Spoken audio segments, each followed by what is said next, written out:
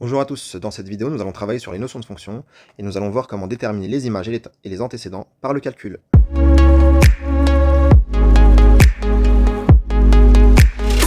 Donc déjà il faut savoir que l'antécédent correspond au nombre des départs et l'image correspond au nombre d'arrivées.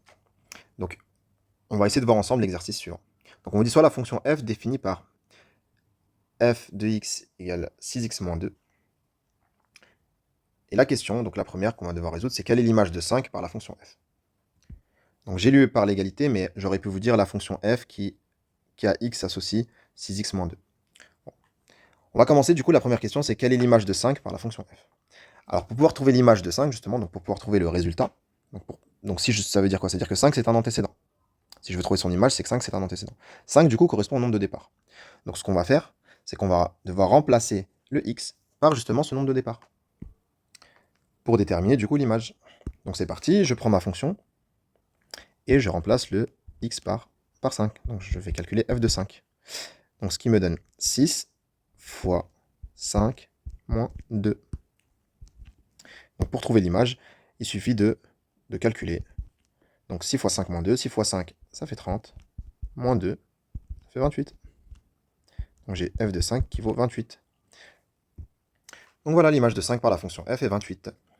Du coup, à chaque fois que vous souhaitez calculer une image, enfin déterminer l'image d'un nombre, il suffit de remplacer le x par ce nombre-là, par l'antécédent justement.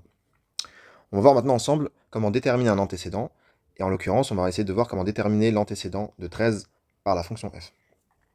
Alors on a dit que l'antécédent c'était le nombre de départ, donc 13 ici correspond au nombre d'arrivées, donc au résultat, à savoir l'image. Donc on nous donne l'image, on nous donne le résultat, et on nous demande de trouver l'antécédent, donc on nous demande de trouver le nombre de départ. Donc pour pouvoir trouver le nombre de départ, la méthode, c'est de résoudre une équation.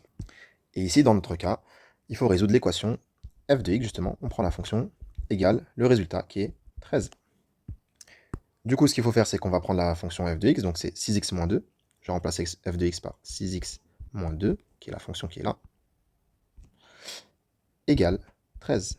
Et on n'a plus qu'à résoudre cette équation du premier degré à une inconnue. Donc pour résoudre l'équation, je vais faire ça rapidement. Donc j'ai plus qu'à ajouter justement l'opposé de moins 2. Donc mon but c'est de laisser le x tout seul dans un membre. Donc je vais devoir éliminer le moins 2. Je rajoute son opposé, plus 2. Pour que l'équilibre reste vrai, je rajoute plus 2 de l'autre côté. Donc j'ai moins 2 et plus 2 qui s'annulent. Il me reste dans le membre de gauche 6x et à droite 15.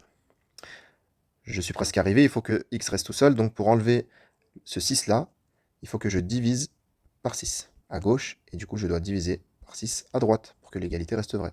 Donc 6 divisé par 6 ça fait 1, il ne me reste plus que x à gauche, et là j'ai le résultat qui est 2,5.